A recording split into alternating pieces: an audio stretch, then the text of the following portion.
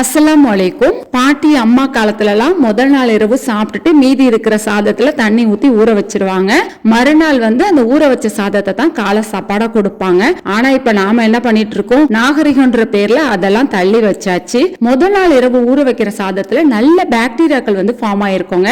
நீராகாரம் குடிக்கிறதுனால செரிமான சக்தி இன்க்ரீஸ் ஆகுங்க. நீராகாரத்துல இருக்கிற ப்ரோபயாட்டிக் ப்ராப்பர்ட்டிஸ் செரிமான மண்டலத்தை ஆரோக்கியமா வச்சுக்க ஹெல்ப் பண்ணுங்க. குறிப்பா பார்த்தோம்னா வயிற்றுப்போக்கு, அஜீர்ணம் இது மாதிரியான பிரச்சனைகளுக்கு நீராகாரம் பெஸ்ட் ரிலீவருங்க. நீராகாரத்துல அத்தியாவசியமான ஊட்டச்சத்துக்கள் நிறைய இருக்கு. என்னென்னு பார்த்தோம்னா விட்டமின்ஸ், மினரல்ஸ், ஆன்டி ஆக்சிடென்ட்லாம் இருக்குங்க. இதுல இருக்கிற ஆன்டி ஆக்சிடென்ட் நம்ம உடம்புக்கு தேவையான நோய் எதிர்ப்பு சக்தியை இன்க்ரீஸ் பண்ணுதுங்க. நீராகாரத்துல நார்ச்சத்து, ப்ரோபயாட்டிக்லாம் இருக்கிறதுனால மலச்சிக்கல் பிரச்சனை இருக்கிறவங்க நீராகாரம் சாப்பிட்டு வந்தாங்கன்னா குடல் ஆரோக்கியத்தை வலுப்படுத்தி மலச்சிக்கல் பிரச்சனை இல்லாம இருக்கிறதுக்கு சொல்யூஷன் கொடுக்கும். இன்ஷா அல்லாஹ் இந்த ஆரோக்கியமான உணவை நாம உணவுல சேர்த்துக்கலாமா?